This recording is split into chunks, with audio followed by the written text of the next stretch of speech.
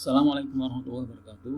Anak sekalian yang saya cintai, alhamdulillah kita bertemu kembali dalam keadaan sehat walafiat di semester genap ini.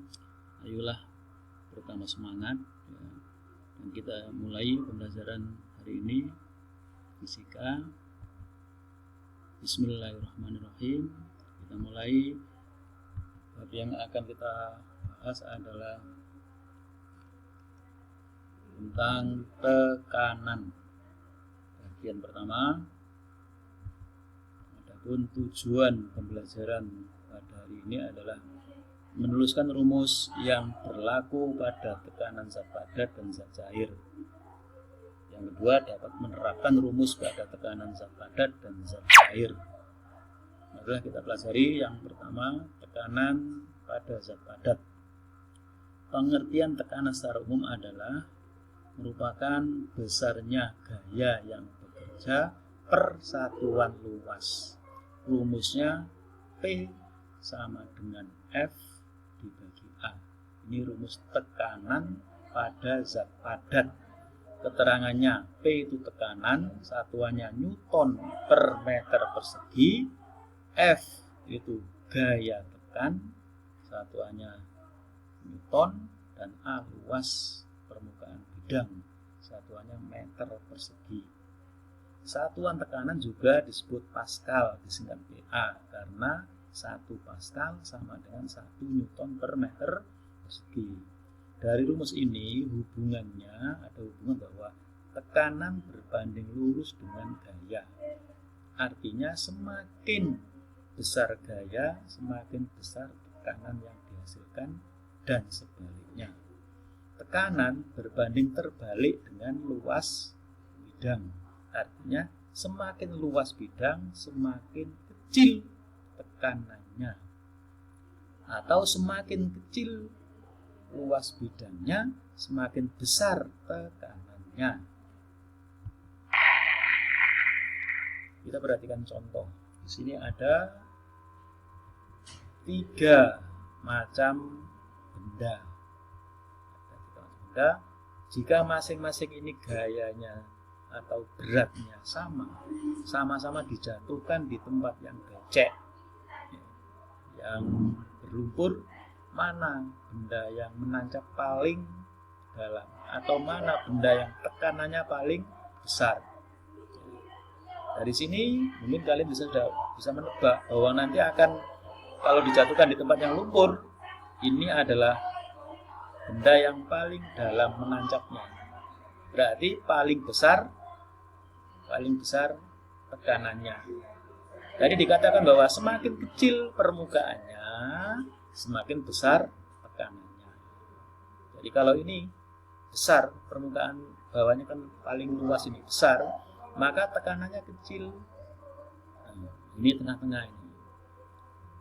Nah, ini adalah alat-alat yang menerapkan tentang rumus tekanan tadi.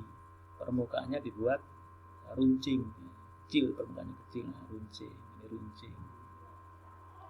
Itu adalah menggunakan rumus tekanan supaya alat-alat ini mudah digunakan. Contoh yang kedua, Ali berjalan dengan kaki berjinjit di tanah yang basah.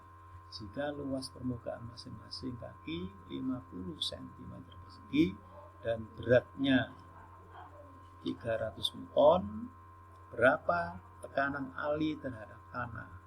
Dari soal ini diketahui bahwa beratnya atau gayanya 300 Newton.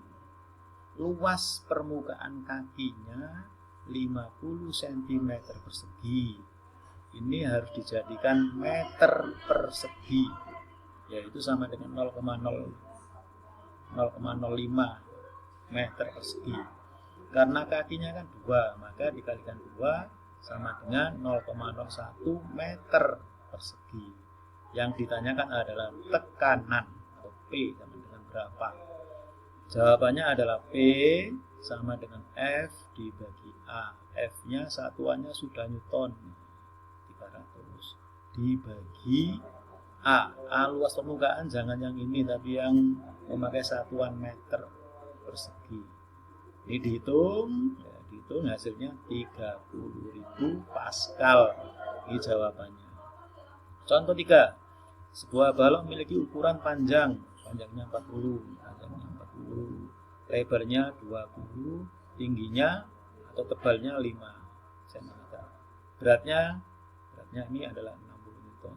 Hitunglah tekanan maksimum yang diakibatkan oleh balok, tekanan terbesar. Yang B, tekanan minimum, tekanan yang terkecil.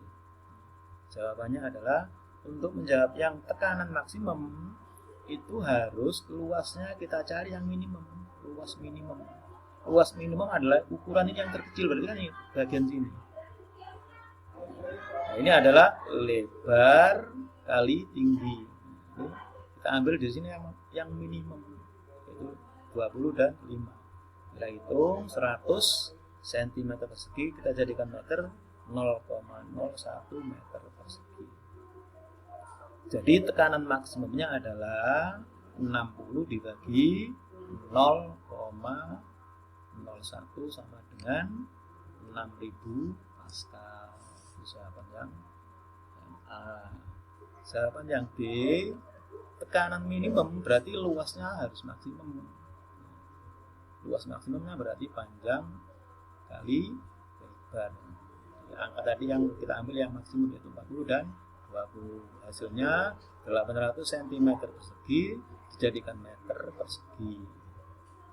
Maka tekanan minimumnya adalah F dibagi A. F-nya 60 dibagi 0,08 yaitu 750 Pascal. Nah, ini tekanan pada zat padat. Berikutnya tekanan pada zat cair. Ini nanti ada banyak ini. Yang pertama adalah tekanan hidrostatis, yaitu tekanan pada zat cair yang tidak mengalir.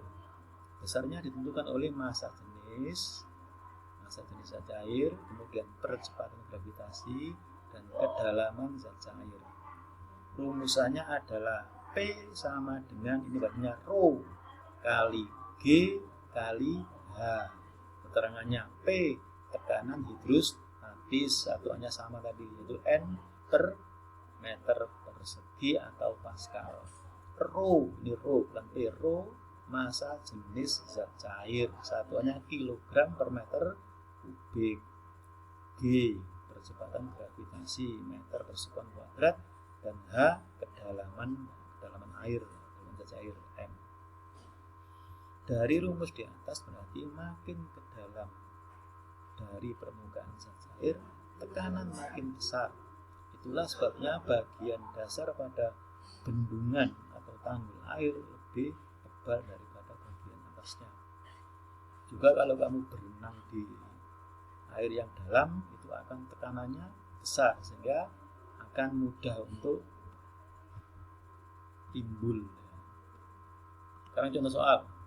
Sebuah bak berisi air setinggi 150 cm, massa jenis air 1000 kg per meter kubik, dan percepatan gravitasinya adalah 10 meter per sekon kuadrat. Berapa tekanan hidrostatik pada dasar bak? Nah, berarti dari sini yang diketahui adalah ini kedalamannya, karena pada dasar, maka ini seluruhnya ini dijadikan meter, karena tadi satuannya H itu meter, 1,5 meter. Rho nya ini 1000, kemudian G nya 10. Pertanyaannya adalah P, tekanan hidrostatis pada dasar. Maka kita tinggal menghitung P sama dengan Rho kali G kali H dikalikan sama dengan 15.000 Newton per meter kubik, atau juga 15.000 Pascal.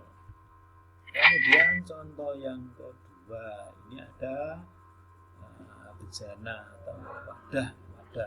Kedalamannya adalah 50 cm. Tapi pertanyaannya adalah pada titik A ini. Jadi soal ini adalah yang ditanyakan berapa tekanan pada titik A, berarti nanti yang dipakai yang ini. Dari soal ini diketahui bahwa G-nya 10, kemudian Rho-nya 1000. Ditanyakan tekanan pada titik A. Maka kedalaman A ini berarti 50 dikurangi 10 berarti ini. Nah, sini ini itu adalah 40 cm, dijadikan meter 0,4 meter. Pertanyaannya adalah berapa tekanan hidrostatis pada titik A? Rumus ini P sama dengan rho kali G kali H. Rho-nya 1000, G-nya 10, H-nya atau kedalamannya 0,4. Itu ada 4000 Newton per meter kubik.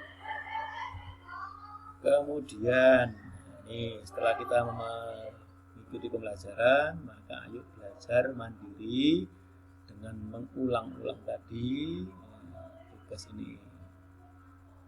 Ini tolong dikerjakan di buku tulis, di store ke Pak Guru. Nanti jika ada kesalahan, nanti minta bantuan, kalau tidak bisa minta bantuan temannya atau gurunya.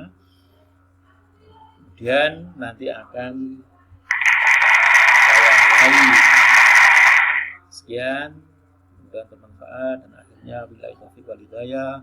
Wassalamualaikum warahmatullahi wabarakatuh.